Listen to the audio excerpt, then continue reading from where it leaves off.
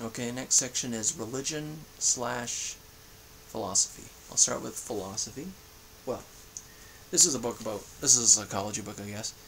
Basic Teachings of the Great Psychologists. So it's got really good stuff in here. Revised edition. This is by Sargent, Sargent, and was published in 44. This is 65. And so it's got all the good stuff from psychology, like the Binet. Stanford Binet test is an IQ test. Hereditary and environment. Prenatal development. Twin studies, that's important. Twin studies are important because, well, there's two different types of twins, but I can't remember what the two are called, but of course the genetic information is the same. And so if they're reared apart, if they're raised apart, then you can get rid of the genetic component as being a factor in how they end up, how they develop into adults, or how they are as children. And you can conceive that most of the differences in their characters, the two twins, is going to be from their environment. So that's what the twin studies are used for. What else is in here? Random stuff. Tons of different little topics. Perception and cognition and memory and motivation. Mentally retarded and the gifted. Idiot savants. So that's people who are low functioning, but they have extreme talents in certain things. Okay, how about philosophy? St. Thomas Aquinas on law, morality, and politics. I would like more Thomas Aquinas because he's very much similar to Aristotle, but he adds some of the religious stuff, which isn't that great. But one thing that's great is, there's a little bookmark, he revived Aristotle, and so Thomas Aquinas pretty much, did he end the Dark Ages? I guess he pretty much did, didn't he? So he revived Aristotle. So that's important to know. Here's The Slightest Philosophy by Quee Nelson. I believe this is self-published. It's just by, when you see like a random publisher that you don't know where this person is, it's Dog Ear Publishing. You see something like that, you know it's pretty much self-published, but that shouldn't necessarily mean it's crap. Where did I get this from? Was it from Amazon? I'm not sure where I got this one from. It's got some pencil marks in it, so it must have been used. Anyways, this is supposed to be about critiquing postmodernism, the postmodern condition.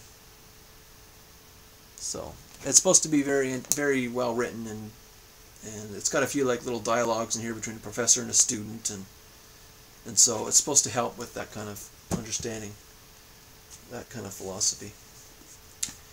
Here's The Dim Hypothesis by Leonard Peikoff. This just came out about a month ago, maybe 2 months ago now. I did get it full price on Amazon, which is rare. I usually don't buy stuff full price. But I wanted it because I wanted to see his views on literature and education. He has this theory. Well, I don't think I want to go through that in this video. Essentially, at least, well, from the Ominous Parallels, which he also wrote, and I guess it's also from Rand, philosophy behind a culture is very important because it very much predicts and very much constitutes what's going to happen to that culture and what that culture will how it'll end up. If we have more and more kind of anti-reason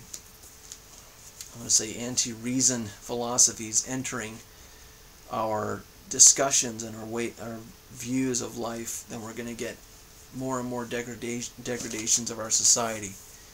So it's very timely, and it's very interesting because it seems to integrate and to be complementary to many other books that I've already shown you. Like, for example, Dalrymple's book,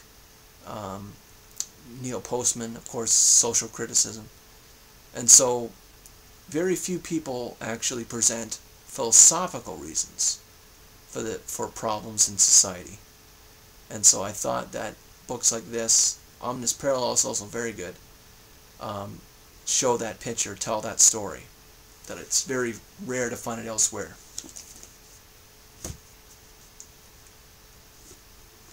Here's Darwin's Dangerous Idea. Evolution and the Meanings of Life. I've been meaning to get this, of course, used and where I could find it. Dennett is a good writer. He's in theory of mind, some philosophy, and kind of in the biology side. But he's primarily a theory of mind, Dan Dennett.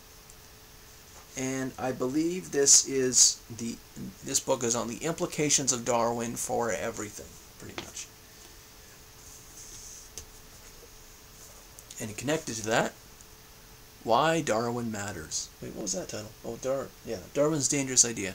Why Darwin Matters by Michael Shermer. You may know Michael Shermer. He is a, I don't want to say conspiracy theorist. I think, was he not a debunker of a lot of conspiracy theories? But he was involved with that, some kind of show. What was he called? He had a name now. There it was, Skeptic Magazine. That's what it was. Skeptic Magazine is what he does. You probably see him on YouTube a few times. Michael Shermer. Anyway, so the subtitle is The Case Against Intelligent Design.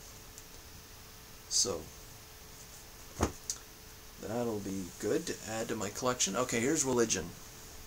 And there'll be a few little things in here that you probably won't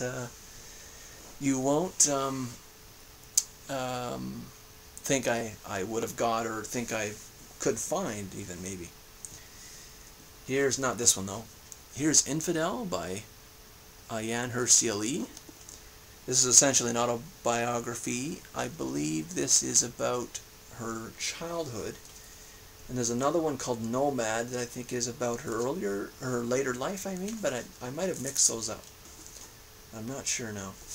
But this is essentially her, let me see, there's a few pictures in here.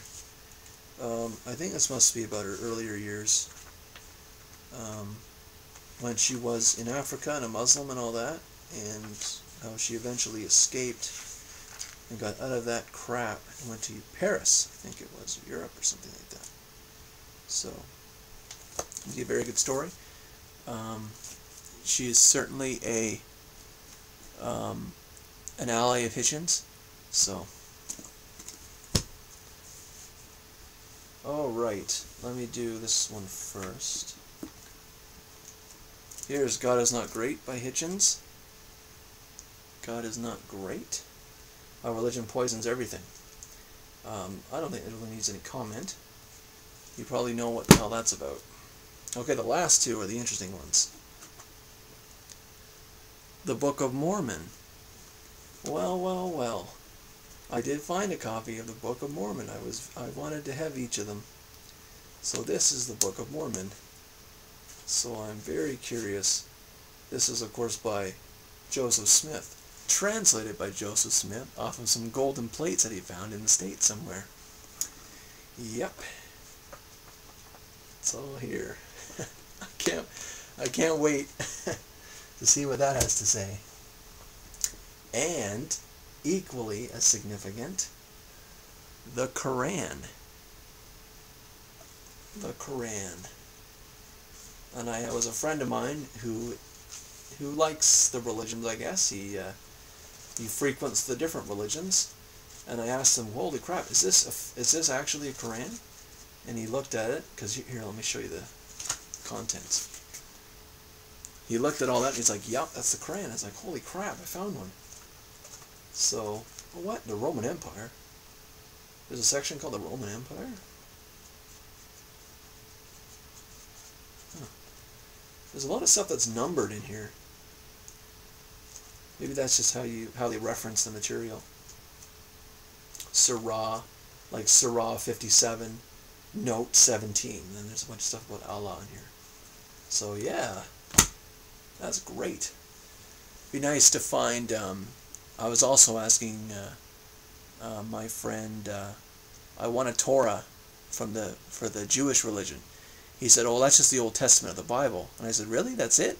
Old Testament's horrible. Old Testament's about God killing people and stuff." And he said, "Well, there's the others. They also have the Talmud and stuff like that. So there's other texts, but." So I guess the Jewish religion I already have because it's the Old Testament, but maybe I can get the Talmud or something, and maybe that'll be better because the Old Testament's not very. That's not very prestigious. Not very. I don't know. And then is there a Hindu Bible? Buddhism doesn't really have a Bible. I have a book on Buddhism actually. I don't have anything on Hinduism though, but I don't know if they have a Bible. And then I guess that's about it. Christian's done. Jewish is done, I guess. Muslims are done. Mormons are sort of a sect of Christianity. They're done. That's it for major religions, except for Hinduism. That's it, I guess. So if there's a Hindu Bible, then I'd like to have it, but I don't know if there is one. Okay, that's it for that. One more is politics.